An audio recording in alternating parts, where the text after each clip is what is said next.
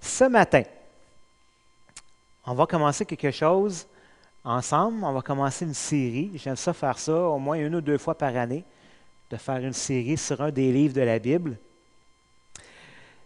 Aujourd'hui, on va regarder le livre de Tite, la lettre de Tite. Est-ce que vous avez déjà vu ou regardé des documentaires sur les animaux? Hein, les animaux, je pense qu'on a tous fait ça en quelque part, hein, soit National Geographic ou pour ceux qui sont de la vieille école, au royaume des animaux. Ça dit peut-être de quoi à des plus vieux, là. Donc, je ne sais pas, des fois, là, les animaux ou les insectes qui ont des comportements assez spéciaux. Par exemple, le raton laveur, j'ai appris que généralement, les ratons laveurs vont laver la nourriture avant de la manger ou ils vont se laver les mains avant de manger la nourriture. Il n'y a pas personne là, qui leur a appris ça. Là. Il n'y a pas personne qui leur a dit là, lave tes mains là, avant de manger. Là. Ou comme l'abeille. L'abeille, elle, a fait ses alvéoles en forme de quoi? En forme d'hexagone. Mais supposément que la forme hexagonale, c'est la meilleure forme pour maximiser un espace. Personne n'a montré ça non plus à l'abeille. Et chaque espèce d'animal a comme un comportement comme ça qui est distinct à lui, puis il agit comme ça parce qu'il est comme ça. Et de la même manière, est-ce que vous avez pris la peine des fois de regarder un petit peu le comportement des personnes qu'il y a dans le Nouveau Testament? Avez-vous remarqué comment Paul, c'est un homme qui est spécial? Ah, moi, ma femme, moi, toujours dit, moi, je n'aurais jamais marié un homme de même. Il était célibataire aussi, c'est ça. Mais Paul, c'était un homme spécial qui combattait pour la vérité. Puis il combattait jusqu'à la mort contre les fausses doctrines qui essayaient de pénétrer dans les églises. Parce qu'il voulait absolument que la liberté qu'on retrouve en Jésus-Christ soit maintenue. La vérité de l'Évangile, la vérité de la grâce de Dieu. Il voulait qu'il n'y ait aucun compromis et il se battait jusqu'au sang, jusqu'aux chaînes, je pourrais dire même. Hein, parce que dans le fond, c'est pour ça que les Juifs l'ont jeté en prison, parce qu'il prêchait l'Évangile. Mais il ne voulait pas voir le message de l'Évangile teinté par les œuvres de la loi. Et les apôtres, les 12 apôtres aussi, c'était des hommes qui étaient spéciaux. Parce que ces hommes-là prêchaient l'Évangile malgré les interdictions qu'ils avaient reçues. Ils le faisaient, leur vie était en danger. Mais pour eux, l'Évangile valait mieux que toute autre chose, ça valait mieux que la vie. Et d'obéir à Dieu valait mieux que d'obéir aux chefs religieux. Et les chrétiens aussi en général, quand on regarde dans Acte 2, Acte des Apôtres, chapitre 2, ils ont un comportement assez spécial aujourd'hui. Là. On dirait, aïe, ce gang-là vivait en commune. Hein? Ils partageaient tout. Puis à tous les jours, on pourrait dire ça aujourd'hui, là, à tous les jours, ils allaient à l'église. Des fois, nous autres, on a de la misère à se lever pour y aller dimanche matin. Eux autres, à tous les jours, ils étaient assidus, rassemblés ensemble dans le temple, puis dans les maisons où est-ce qu'ils rompaient le pain, puis bon, et tout ça. Communion fraternelle ensemble. Si on lit Actes chapitre 2, verset 42, puis verset 46 et 47, ils persévéraient dans l'enseignement des apôtres, dans la communion fraternelle, dans la fraction du pain et dans les prières. Ils étaient chaque jour tous ensemble assidus au temple, ils rompaient le pain dans les maisons, ils prenaient leur nourriture avec joie et simplicité de cœur, louant Dieu et trouvant grâce auprès de tout le peuple. Quand on regarde ça, on se dit, aïe, aïe, c'est spécial ce qu'ils vivaient. Un vrai réveil spirituel là, qui vivait cette gang-là. Qui était zélés à mort. Mais je suis persuadé que ces chrétiens-là, à leurs yeux, ils vivaient tout simplement la vie chrétienne normale. Je vous répète, qu'est-ce que c'est la définition d'un réveil qui a été donnée par un des auteurs chrétiens qui est bien connu, qui s'appelle James Packer. Il dit, un réveil, c'est une œuvre de Dieu qui redonne, selon un processus inhabituel, à une Église moribonde et lui redonne ses qualités propres à l'expérience et à la vie chrétienne, que le Nouveau Testament qu'on trouve et considère absolument normal. Je sais que c'est une grosse définition, là, mais en fait, ça prend, c'est Dieu qui prend une façon particulière, spirituelle, qu'on appelle un réveil, pour prendre une Église qui a perdu sa saveur, qui a perdu son zèle, puis qui va lui redonner un deuxième souffle. C'est un peu ça que c'est, le réveil. Fait que le réveil, c'est de vivre la vie chrétienne normale qu'expérimentaient les chrétiens décrits dans le Nouveau Testament. Ces chrétiens-là, qu'on considère aujourd'hui super spéciaux puis tout ça, à leurs yeux, ces gens-là, ils se trouvaient normaux. Parfois, on regarde des gens dans l'Église aujourd'hui puis on les trouve zélés pour l'Évangile. Je veux dire, ils ont vraiment à cœur le royaume de Dieu, ils veulent partager l'Évangile, ils prennent soin des autres, ils veulent tout donner puis tout consacrer à Dieu, ils veulent donner leur vie à Dieu, puis tout ça. Ils sont tout feu et tout flamme pour Dieu. Mais à leurs yeux, ces gens-là, ils vivent la vie chrétienne tout simplement normale. Et ce matin, on va parler de la vie chrétienne normale puis du secret pour vivre cette qualité de vie-là. Êtes-vous prêts? Eh boy, OK. OK. Je vais dire que c'est dimanche matin et qu'on est fatigué.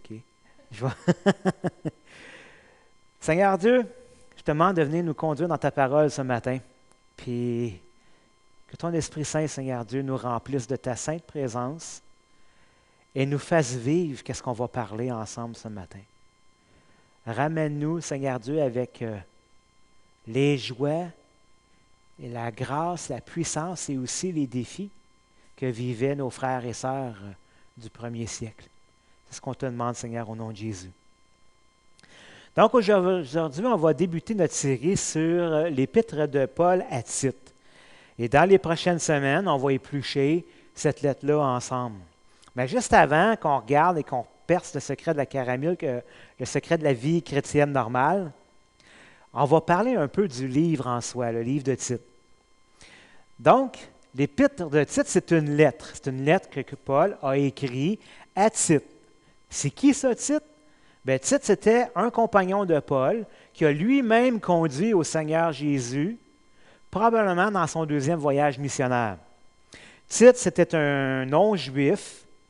Et dans Galates chapitre 2, au verset 1 à 3, on voit que Tite a accompagné Paul et Barnabas, même au concile de Jérusalem, qui est décrit dans le livre des Actes au chapitre 15. Tu sais, ce fameux gros débat qu'il y avait, là, où est-ce que les églises non-juives devaient-ils pratiquer le judaïsme tout en étant chrétiens? Et ça s'est soldé finalement en disant, non, n'imposons pas un fardeau sur les non-juifs que même les juifs ne sont pas capables de supporter.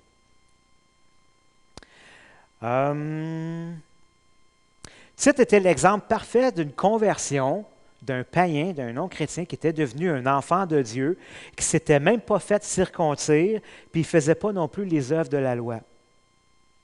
Tite a accompagné Paul dans plusieurs endroits. Il était avec lui aussi à Corinthe, dans l'église de Corinthe, où est-ce que Tite a été formé à la dure. Parce que probablement que l'église à Corinthe a été une des églises les plus difficiles dans le ministère de Paul. Tite avait parfois été envoyé pour accomplir la lourde tâche de finir le travail que Paul avait commencé dans une église qu'il avait implantée, ou il s'en allait dans une église que Paul avait déjà implantée pour rectifier des problèmes qu'il y avait là-bas. Et c'est ça, dans le fond, qui a conduit Tite à Corinthe. C'est lui d'ailleurs qui a transporté la deuxième épître aux Corinthiens que Paul a écrite. C'est Tite qui l'a emmené à Corinthe, puis il est resté là après pour corriger des choses, suite à qu'est-ce qu'il a été lu. Parce que les lettres, comme on voit dans le Nouveau Testament, les épîtres, étaient lues à haute voix devant tout le monde. Donc, ce n'était pas chacun chez soi, là, en prenant son café là, sur le bord de la table le matin, qui lisait sa Bible. Ça se faisait publiquement devant tous les frères et sœurs.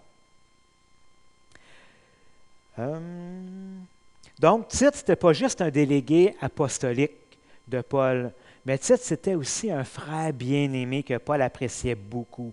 C'était son compagnon d'œuvre dans tout son travail, dans son ministère. Et maintenant, qu'est-ce qui a amené Paul à écrire l'épître de Tite? Paul et Tite ont implanté plusieurs églises sur l'île de Crète. qui est une île quelque part proche de la Grèce. Et Paul, finalement, il repart en Macédoine, puis il laisse Tite à Crète pour aider les églises qui étaient en implantation sur cette île. Donc, Paul va écrire cette lettre-là à Tite pour l'encourager et l'aider dans l'affermissement des églises à Crète. Et comment il va faire ça? Bien, tout simplement en donnant des instructions à Tite pour les chrétiens de ces églises-là qui est en Crète. Et dans le but qu'ils vivent la vie normale des chrétiens pour que leur vie soit un témoignage de la puissance et de la gloire et de la grâce du Dieu qui sauve et qui change les vies. Et tout ça dans le but pour que ces chrétiens-là puissent briller pour Dieu et évangéliser toute l'île de Crète. Ça, c'est le but de la lettre. C'est d'amener les Crétois à vivre la vie normale du chrétien. Et ça, c'est l'introduction de la lettre de Tite. Maintenant, si on revient à notre question, quel est le secret pour vivre la vie normale du croyant? Bien, la réponse va se trouver dans les 4 premiers versets du premier chapitre de Tite. C'est ce qu'on va lire, on va se concentrer là-dessus ce matin. Donc, verset 1. Paul, serviteur de Dieu et apôtre de Jésus-Christ pour la foi des élus de Dieu et la connaissance de la vérité qui est selon la piété, lesquels reposent sur l'espérance de la vie éternelle, promise avant tous les siècles par le Dieu qui ne ment point, et qui a manifesté sa parole en son temps par la prédication qui m'a été confiée d'après l'ordre de Dieu, notre Sauveur. À Tite, mon enfant légitime en notre foi commune, que la grâce et la paix te soient données de la part de Dieu le Père et de Jésus-Christ notre Sauveur. Maintenant, pour bien saisir le texte puis comprendre c'est quoi le secret de la vie normale du chrétien, il faut qu'on tienne compte de 3 choses ici, 3 dimensions qu'on voit dans le texte. Le contenu, la structure et l'attitude de l'auteur qui est révélée par les mots qu'il emploie. Alors, la première dimension, c'est le contenu. Et le contenu ici, c'est tout simplement la description du ministère de Paul. Qu'est-ce qu'il faisait, Paul? Dans le verset 1, ça dit que Paul était un serviteur de Dieu, un apôtre de Jésus-Christ. Pour Paul, sa vie de tous les jours, sa vie commune, sa vie normale, c'était ça. Être un serviteur de Dieu, un apôtre de Jésus-Christ. Apôtre, ça veut dire un envoyé. Donc, il était un envoyé de Jésus, mais pour faire quoi? Bien, on le voit dans la suite du verset 1. Il dit, pour amener les élus de Dieu à la foi et à la connaissance de la vérité selon la piété. En d'autres mots, le verset 1 veut dire que Paul est un envoyé de Jésus-Christ pour amener à la foi, c'est-à-dire pour conduire à l'Évangile, ceux que Dieu a choisis d'avance et de les amener à la connaissance de la vérité, afin qu'ils puissent vivre une vie qui est conforme à la parole de Dieu. La mission de Paul, c'est la même que notre mission à nous. Avez-vous déjà remarqué ça? C'est encore cette même mission-là de conduire les gens au Seigneur puis d'en faire des disciples de Christ. Oui, c'est vrai, il ne faut pas se cacher, là, Paul avait quand même un ministère particulier. Comme on le voit, là, Jésus en parle dans Actes chapitre 9, au verset 15 et 16, il dit, mais le Seigneur lui dit, « Va, car cet homme est un instrument que j'ai choisi pour porter mon nom devant les nations, devant les rois et devant les fils d'Israël. » Bon, on s'entend qu'on ne fera peut-être pas tout ça, nous autres aussi. Il dit, « Je lui montrerai tout ce qu'il doit souffrir pour mon nom. » Vous connaissez l'histoire de Paul. Paul a été un persécuteur de l'Église avant qu'il rencontre le Seigneur Jésus puis qu'il se convertisse. Fait que Paul avait été choisi par Dieu pour cette mission-là et sa vie de serviteur de Dieu était normale. Pour lui, ce qu'il vivait, c'était sa vie. Mais nous, notre vie normale, c'est quoi? Parce que ce n'est pas chacun d'entre nous là, qui va rentrer dans les villes, va se faire lapider, passer pour mort, puis va retourner après ça pour continuer à prêcher l'Évangile. C'est pas J'espère en tout cas qu'on ne vivra pas tout ça. Fait que c'est quoi pour nous la vie normale du chrétien? Évidemment, on va accomplir la grande mission, nous autres ici, de faire de toutes les nations des disciples. Mais dans notre vie normale, c'est principalement de vivre une vie qui est conforme à la parole de Dieu. Et ça, c'est le but de la lettre ici. Si on vit une vie conforme à la parole de Dieu, bien, on va avoir un témoignage qui va être puissant autour de nous. Et on va accomplir comme ça la grande mission que Jésus a donnée à son Église, mais de manière naturelle, parce que ça va devenir notre vie normale. Ici, j'ouvre une parenthèse. La tâche de Paul, il dit que c'est d'amener les élus à la foi. Or, les élus, c'est ceux que Dieu s'est choisis d'avance pour le salut. C'est qui ça, vous pensez? C'est nous. Non, répondez pas, c'est Jésus. Non, c'est nous. C'est nous. Chacun de nous, avant la fondation du monde, Dieu nous avait choisis pour être sauvés. Ça, c'est génial. Pensez-y. Ça, c'est ce qu'on appelle l'élection puis la prédestination. Dès avant la fondation du monde, Dieu s'était choisi un peuple qui était pour racheter pour l'éternité afin de l'amener avec lui pour toujours au ciel, dans sa demeure. Et c'est ça que Paul écrit dans Éphésiens chapitre 1, versets 4 à 6. Je fais cette parenthèse-là. En lui, Dieu nous a élus quand? Avant la fondation du monde, pour que nous soyons saints et irréprochables devant lui. Il nous a prédestinés dans son amour à être ses enfants d'adoption par Jésus-Christ, selon quoi? Le bon plaisir de pas de ma volonté, de sa volonté, pour célébrer la gloire de sa grâce, dont il nous a favorisés dans le bien-aimé. Frères et sœurs, le jour où Dieu t'a choisi pour être sauvé, c'est avant même que tu sois né, avant même que le monde existe.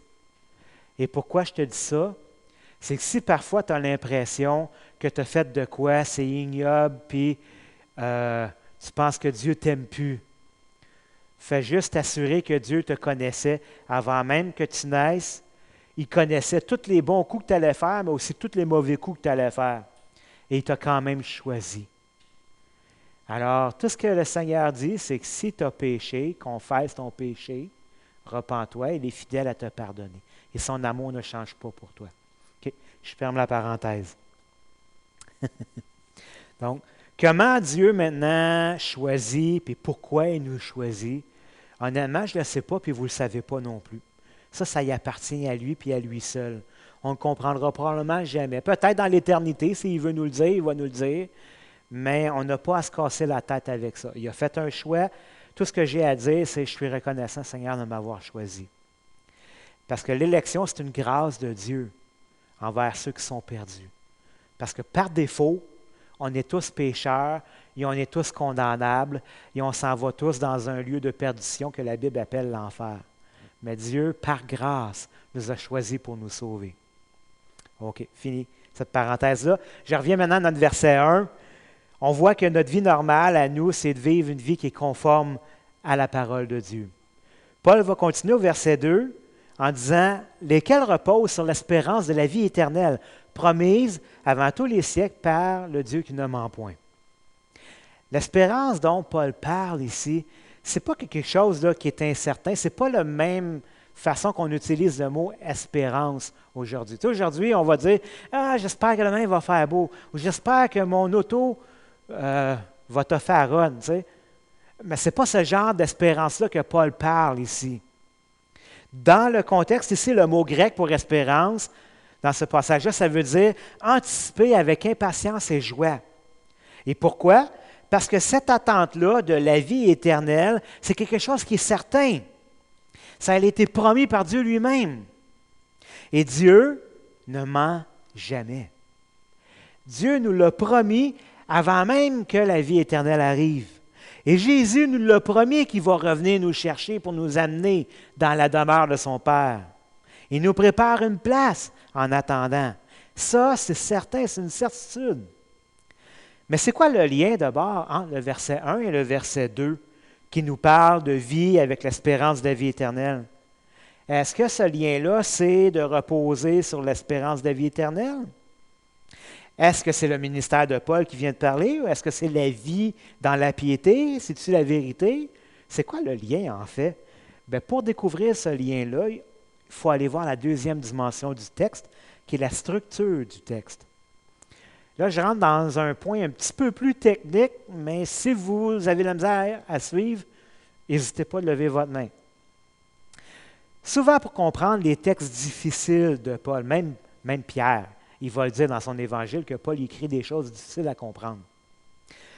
Donc, pour comprendre les aspects plus difficiles des textes de Paul, on doit regarder à la structure que Paul va utiliser pour écrire son texte. Tu sais, quand tu écris une lettre, quand tu écris un texte, souvent, tu as une structure, tu as une introduction, tu as un déroulement, une conclusion, des choses de même. Ça, c'est très cartésien, c'est très pensée grecque. Mais les Juifs ne pensent pas tout à fait comme ça, eux autres. Les Juifs, des fois, ils vont utiliser un autre type de structure quand ils vont écrire.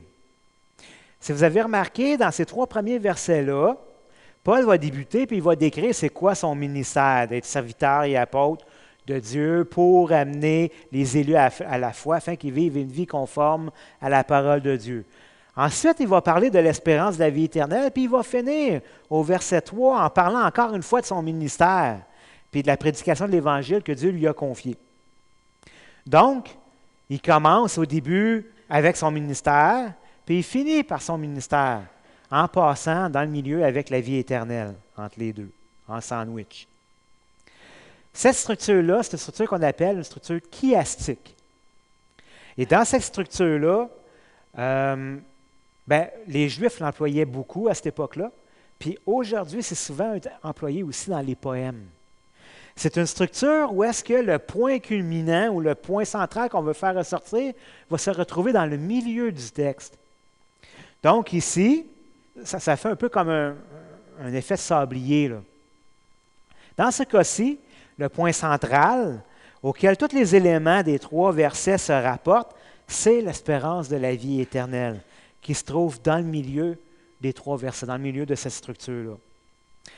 Alors, tous les éléments du ministère de Paul ainsi que la vie normale du chrétien qui est de vivre, dans le fond, en conformité avec la parole de Dieu, tout ça, c'est rattaché à l'espérance de la vie éternelle.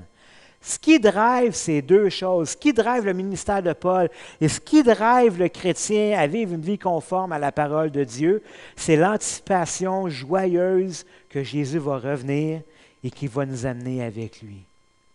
C'est ça l'espoir. Et s'il n'y a pas d'espoir, on fait ça pourquoi? Comme Paul le dit ailleurs, il dit, si les morts ne ressuscitent pas, si Jésus n'est pas ressuscité, on est les plus malheureux de tous les hommes.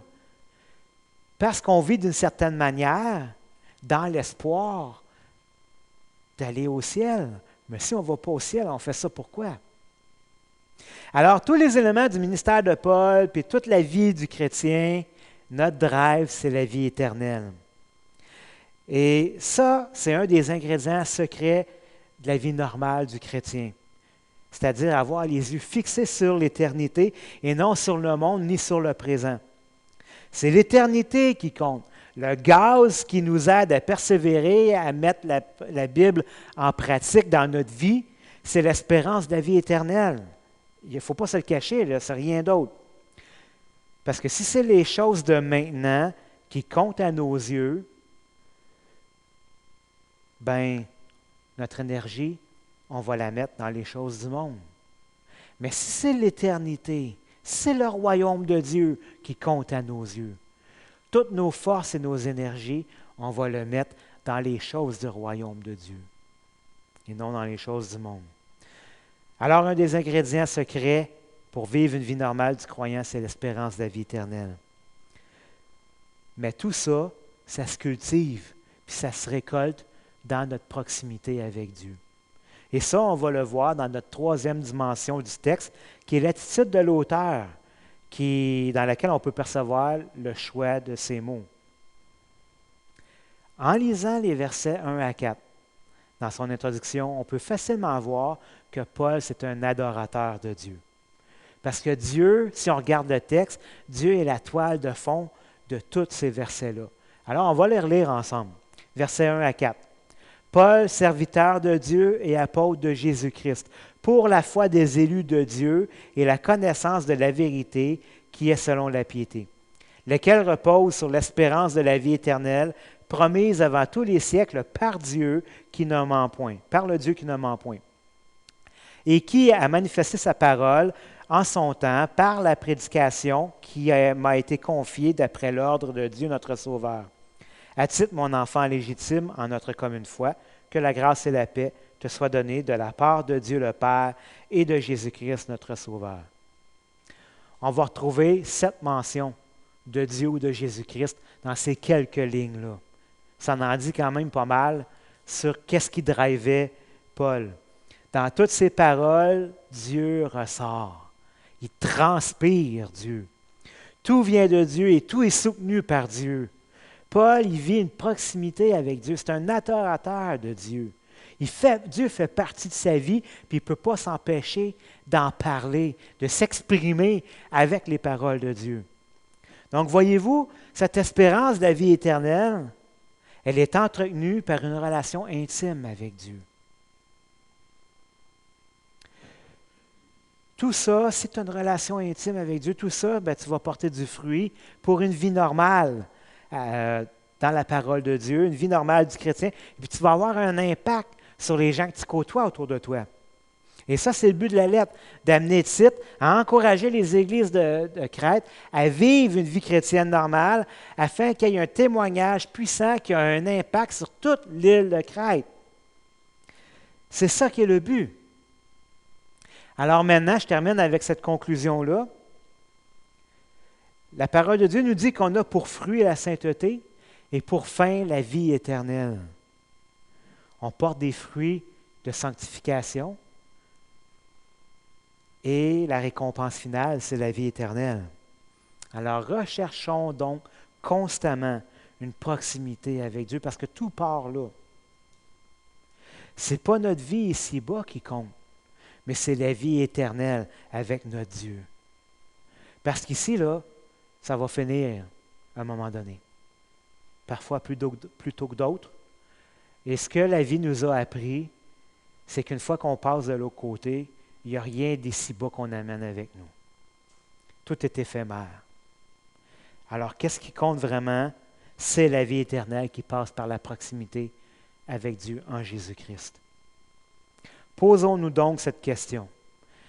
Est-ce que je suis prêt à tout donner à Dieu? Et la réponse à cette question-là va dépendre de votre réponse à 2 autres questions. Comment va ma relation avec Dieu? Et est-ce que je vis dans l'attente impatiente du retour du Seigneur Jésus? Quand je regarde les choses autour de moi, puis que je les colle avec ce que je lis, les prophéties, les Écritures, est-ce que ça m'allume de dire « Aïe, aïe, je ne sais pas encore quand, là, mais Jésus revient bientôt. Wow, hey, ça s'en vient! » Est-ce que ça m'allume? Ou j'aurais plutôt envie de dire « Jésus, tu peux-tu retarder encore un petit peu parce qu'il y a des affaires que je n'ai pas encore faites, j'aimerais faire dans ma vie avant que tu reviennes, tu sais, ou avant que tu viennes me chercher. » Tu sais. Si je suis célibataire, moi je disais ça. Seigneur, tu peux attendre que je sois marié, tu sais, que j'ai connu ça un peu, le mariage avant. Tu sais. Ou d'autres, ça va être autre chose. J'aimerais avoir une maison ou j'aimerais m'accomplir dans mon travail, Seigneur, ou dans mon ministère. Tu sais. J'aimerais connaître telle affaire. Je peux vous assurer, frères et sœurs, qu'il n'y a rien qui va vous procurer plus de satisfaction que le retour du Seigneur Jésus. Amen. Alors, comment va ta relation avec Dieu? Et est-ce que je vis dans l'attente impatiente du retour du Seigneur Jésus? Amen. Amen. Seigneur Jésus, oui, on veut avoir cette anticipation, Seigneur, cette hâte, tu sais, comme les enfants, là, la veille de Noël. Ils ne tiennent plus en place. Ils ont tellement hâte. Seigneur, qu'on ait ce désir, nous aussi, de voir ton retour, d'entendre cette dernière trompette sonner, Seigneur, dans le ciel. En un instant, être transformé et être élevé, Seigneur Dieu, et entrer dans ta présence. Wow! Seigneur, d'ici ce temps-là, oui, on veut vivre une vie qui est conforme à ta parole. Tes instructions, tu les as données, Seigneur Dieu, c'est pour nous préparer Tu nous as appelés à régner avec toi pour l'éternité, comme des princes et des princesses sur ton royaume. Mais ça implique maintenant, Seigneur, qu'on soit formé pour savoir quoi faire, mais qu'on arrive dans le règne. Et ça, Seigneur, c'est ce qu'on apprend aujourd'hui en obéissant et en observant ta parole. Tu transformes nos cœurs et nos vies pour qu'on soit apte à régner avec toi, Seigneur. Alors dirige-nous et qu'on te prenne vraiment au sérieux, Seigneur Dieu. Au nom de Jésus. Amen.